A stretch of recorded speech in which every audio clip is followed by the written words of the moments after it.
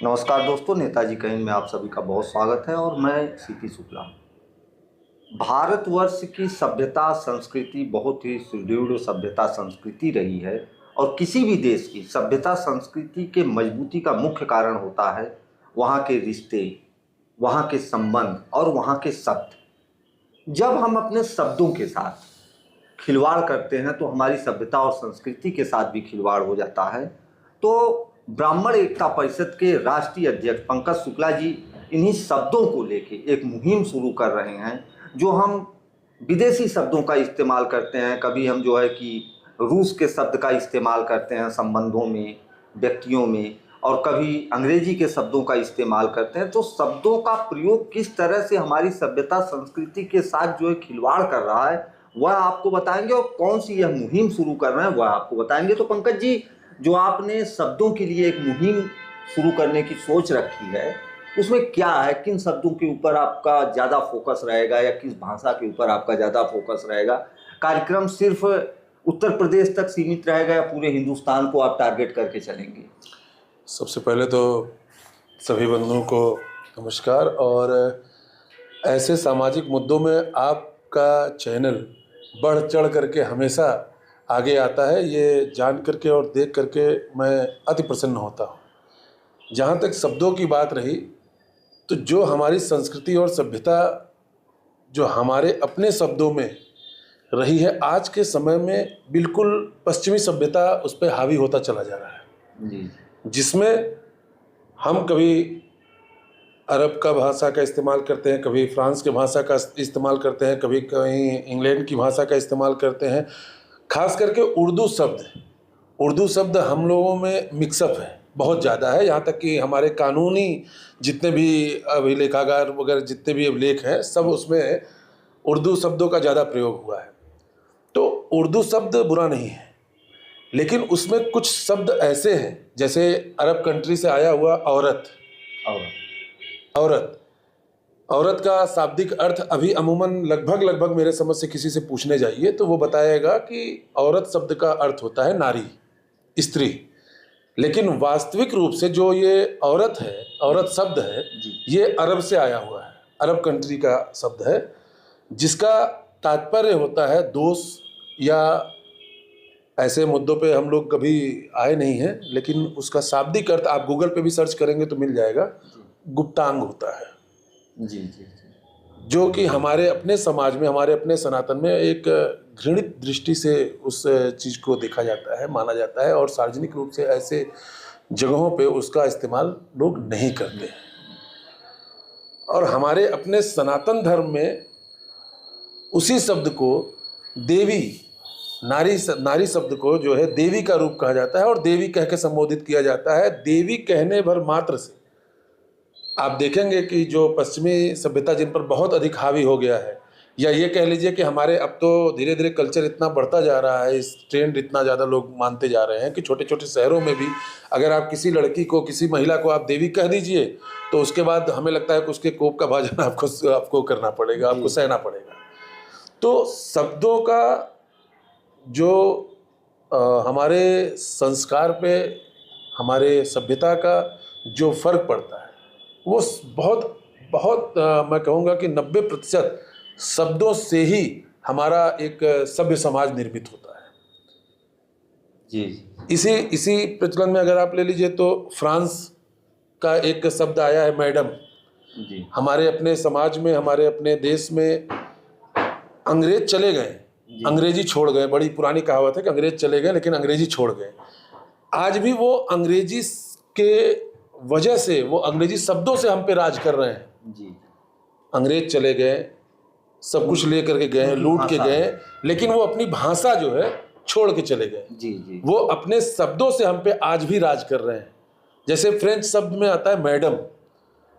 Madam अगर आप किसी महिला को कह दीजिए तो बड़ी प्रसन्नता होगी, उनको बहुत खुश होंगी। यहाँ तक कि मैंने देखा है विद्यालयों में मैडम, बच्चों को बताया जाता है कि आप मैडम से संबोधित करिए, मैडम आपको बोलना है। पहले हम लोग छोटे थे तो हम लोग बहन जी कहते थे, जी। स्कूल में आपको भी याद होगा, आप हमसे बहुत ही वरिष्ठ है तो आपको भी याद होगा कि हम लोग स्कूल में जाते थे तो कहा जाता था कि बहन जी, बहन जी बोला जाता था। चाहे उम्र चाहे जो हाँ, रहती उम्र थी, चाहे अब जो भी हो, लेकिन बहन जी कहा जाता अब मैडम बच्चे था। मैडम अब मैडम ये कल्चर लाया गया है। ये लोग अपने आप को अपडेट होने की वजह से इस कल्चर को लेकर के आए, और अंग्रेज इसी कारण से आज हम पे शासित, आज भी शासन कर रहे हैं। मेरा अपना मानना है कि उनके अगर भाषा यहाँ पे है तो इसका मतलब वो हम पे आज भी हावी है। मैडम का शाब्दिक अर्थ होता है, जो फ्रेंच उसमें होता है, वैश्या। जी जी जी। फ्रेंच भाषा में वैश्या को मैडम शब्द का इस्तेमाल वैश्या किया को जो जाता है मैडम शब्द बोला जाता है। जी जी। अब आप समझ लीजिए कि हमारे साथ क्या खिलवाड़ किया जा रहा है। कितने लोग, तो मुझे लगता है कि अगर कितने लोग इस चीज को सुनेंगे और देखेंगे और जानेंगे तो उनके पैरों तले जमीन खिसक जाएगी। जी जी। इसका ये अर्थ होता है। तो जैसा कि अभी आपने पंकज जी से सुना कि शब्दों का क्या महत्व होता है, मैं आपको एक चीज यहाँ और स्पष्ट कर देना चाहता हूँ। जब आप कहते हैं माँ तो ऊर्जा अंदर की तरफ लेते हैं, जब कहते हैं पिता तो ऊर्जा अंदर की तरफ लेके मस्तिष्क पे देते हैं, लेकिन जब आप कहते हैं डैड तो आपकी ऊर्जा बाहर जाती है। ये जो शब्द होते हैं यह भी आपको ऊर्जावान बनाते हैं, और आपके जो जेनरेटिक गुण होते हैं, आपके जो आनुवंशिक गुण होते हैं, वह शब्दों के माध्यम से ही होते हैं। आज जिस तरह के शब्दों का इस्तेमाल करके, उपयोग करके हम लोग अपने समाज में रहेंगे, आने वाली नस्लें जो हमसे पैदा होंगी उसी तरह की पैदा होंगी, उसी सोच की पैदा होंगी। उसका अर्थ भी निकल जाता है। जैसे डेड कहते थे, जैसे हम लोग बोलते हैं किसी मृतक चीज को बोलते हैं डेड हो गया। आज के डेट में डैड बोलते हैं। माँ को बोलना, माँ एक अंदर की फीलिंग आती है। माँ जब कहते हैं तो जैसे लगता है सारे संसार का समावेश हो। लेकिन हम कहते हैं मॉम, मम्मी मतलब आप समझ सकते हैं कि मम्मी किस चीज में, लपेटा, मृत शरीर को जो है उसको लेप लगाने के लिए मम्मी कहते हैं। और वही मोम आजकल कल्चर में है। तो ये सब चीजें शब्दों से हमारे रिश्तों को तार तार किया जा रहा है। जी जी। बच्चा, छोटा बच्चा है जिसको हम बेटा या पुत्र या कुछ भी कह के, आज सन इन लॉ, अंकल चाचा अंकल हो गए। आप समझिए कि अंग्रेजी शब्दों का अगर रिश्तों में देखा जाए तो अंकल आप मामा को भी कहेंगे, अंकल आप फूफा को भी कहेंगे, अंकल आप चाचा को भी कहेंगे, आंटी आप मामी को भी कहेंगे, मौसी को भी कहेंगे, बुआ को भी कहेंगे। तो कहने का मतलब ये है, हमारे हिंदी, हमारे सनातन, हमारे अपने संस्कार में और सभ्यता में क्या है, माँ, चाची, बुआ, मौसी, सबके अलग अलग मायने हैं। माँ की बहन है तो मासी, बिल्कुल माँ जैसा प्रेम देने वाली, स्नेह देने वाली, मासी, माँ की तरह। उसी तरीके से हमारे अपने पिताजी से छोटे हैं तो चाचा, बड़े हैं तो ताऊ जी या बड़े पिताजी। इस तरीके का संबोधन होता था। तो हमारे रिश्तों के साथ भी छेड़छाड़ और खिलवाड़ हो रही। लोगों की मानसिकता उसी हिसाब से बनती चली जा रही है। जी जी जी। लोग भाभी को भाभी माँ समान कहते थे, आज लोग बातों बातों में हंसी मजाक में कहते हैं कि सामान। जैसे अब देखिए, भाभी जो शब्द है, भाभी का अर्थ होता है संयोग। एक भाभी का अर्थ संयोग भी होता है। जो रिश्ता आपको संयोग से, ईश्वर द्वारा संयोग से जो रिश्ता आपको दिया जाता है वो भाभी होता है। तो इसी तरह व्यक्ति के व्यक्तित्व पे, समाज पे, हर चीज पे इन शब्दों का बड़ा ही महत्व होता है। और शब्द ही एक सभ्य समाज का निर्माण कर सकते हैं। जैसे आप कहीं भी जाते हैं, एक सभ्य शब्द जब आप बोलते हैं और एक उजड्ड शब्द आप जब बोलते हैं तो आपको उसी तरह से सामने से प्रतिक्रिया मिलती है। जब आप किसी भी वृद्ध महिला को या किसी भी स्त्री को, आज भी एक अपने ग्रामीण समाज के अंदर इतनी सभ्यता तो शेष है ही, जब आप किसी भी महिला को माँ कहते हैं तो पिता माँ की तरह ही आपको स्नेह के दृष्टि से देखती है।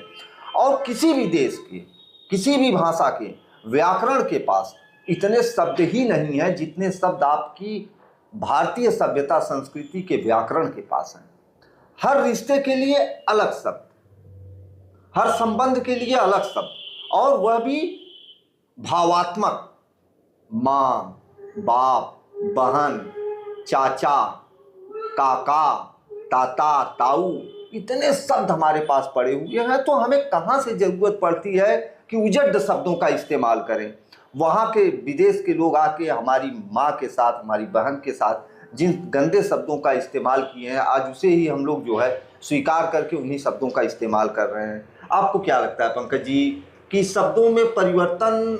बहुत जरूरी है जी शब्दों का परिवर्तित होना बहुत जरूरी है। जो लोग हाँ अपनी भाषा को यहाँ पे छोड़ के गए हैं उनका विरोध बहुत आवश्यक है, उनका उनका साथ उन्हें वापस बहिष्कार कर बहुत देना आवश्यक है। इस चीज के लिए ब्राह्मण एकता परिषद के तत्वाधान में मैं इस चीज का पहल भी मैंने किया है जी अपने सोशल मीडिया के माध्यम से, और जहाँ तक मेरी जिसके साथ बैठक होती है उनसे मैं ये आग्रह भी करता हूँ और निवेदन आगे भी करता रहूँगा जी कि ये दो शब्द खास करके जो कहीं कहीं देखते हैं कि हम लोग कुछ लोग ऐसे हैं जो अपनी पत्नी के लिए भी औरत का शब्द का इस्तेमाल करते हैं, तो ऐसे शब्दों का, अपनी पत्नी को मैडम भी कहते हैं, तो ऐसे शब्दों का हमारे समाज से बहिष्कृत किया जाना ये अत्यंत नितांत आवश्यक है, जिस पे ब्राह्मण एकता परिषद अपना पहल करता हुआ आगे बढ़ेगा। और ये सबसे निवेदन भी मैं करना चाहूँगा आपके चैनल के माध्यम से जी कि ज़्यादा से ज़्यादा लोग इस विषय पे जागरूक हो और औरत और मैडम जैसे शब्दों का बहिष्कार करें। और खास करके एक चीज़ मैं आपसे निवेदन करना चाहूँगा जी कि जहाँ स्कूल, विद्यालय, कॉलेज, इन सब जहाँ संस्थाओं में ऐसे जहाँ पे शिक्षा दिया जाता है, जहाँ पे विद्या प्राप्त होती है, ऐसे संस्थाओं पे मैडम शब्द का उच्चारण करना या कराना अति जो है शीघ्रता से इसको बंद करना चाहिए।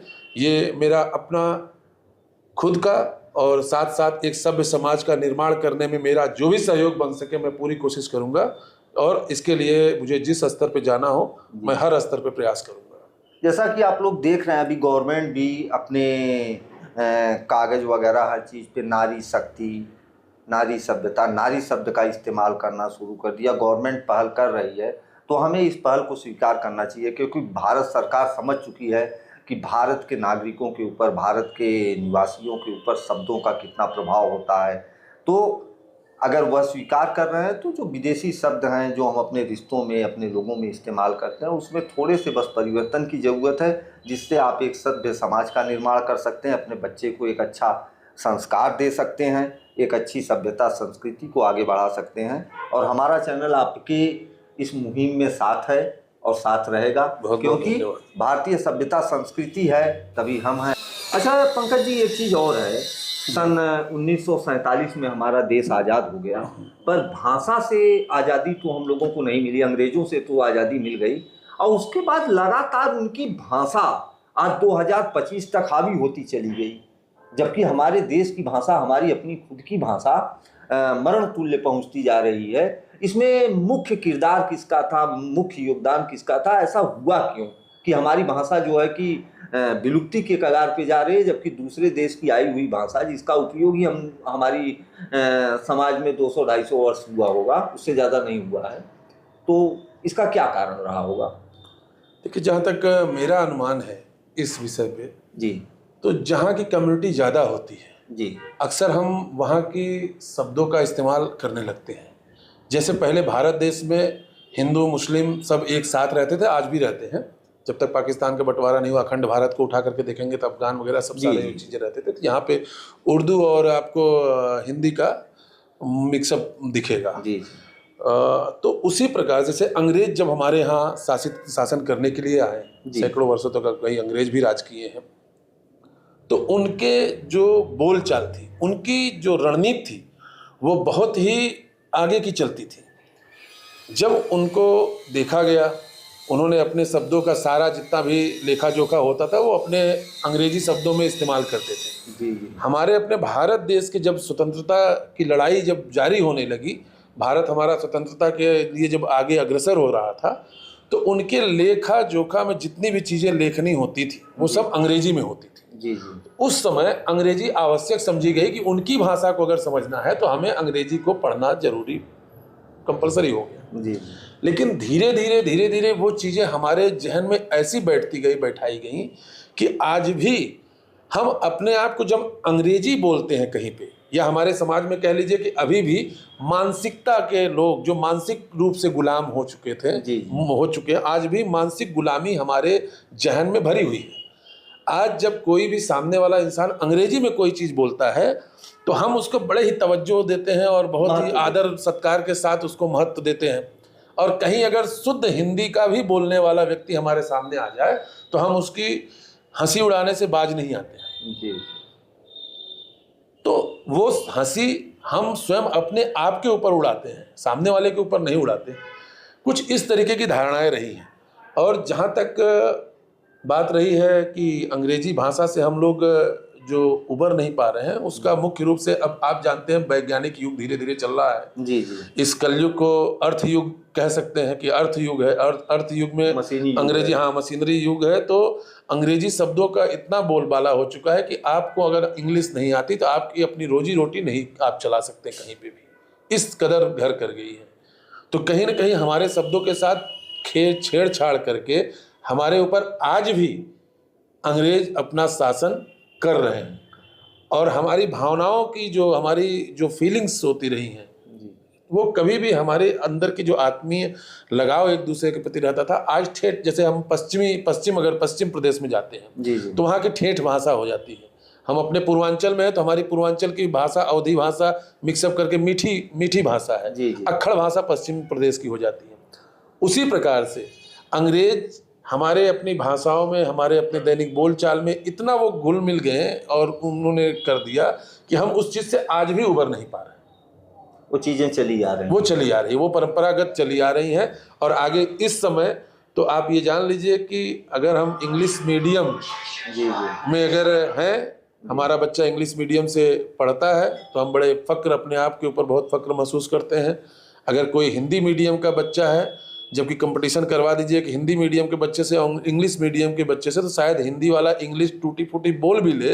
लेकिन अब तो मुझे आने वाली पीढ़ियों पे जो है इंग्लिश मीडियम वाले हिंदी नहीं बोल पा रहे हैं, हिंदी का अर्थ नहीं समझ पा रहे हैं। चौखट, दरवाजा, खिड़की, ये सब तो दैनिक बोलचाल में समझ ले। जो हम आप बोलते थे चौखट, आज चौखट पूछ लीजिए तो मुझे लगता है कि आज के नए युग के जो बच्चे आ रहे हैं उनको पता ही नहीं चौखट किस चीज़ का, किसको बोलते हैं।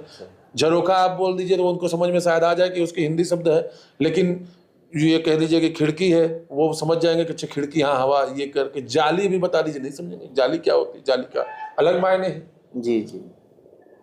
ये चीज़ें बहुत ही हम लोग को समझना पड़ेगा। और इसके लिए युद्ध स्तर पे जो ये भाषाओं का खेल हमारे ये कुठार जो किया गया है हमारी सभ्यता पे, इसको युद्ध स्तर पे एकजुट होकर के आगे आकर के हम लोग को निकालना पड़ेगा। इसके लिए लड़ना पड़ेगा, तभी कोई चीज़ संभव हो पाएगी। खास करके युवाओं को इस और ज़्यादा ध्यान देने की ज़रूरत है कि ज़्यादा से ज़्यादा अपने बोलचाल में अपने ही भाषा का उपयोग करें। अपने रिश्तों में अपनी ही भाषा में जो रिश्ते बनाए गए उन रिश्ते के शब्दों का इस्तेमाल करें। धन्यवाद।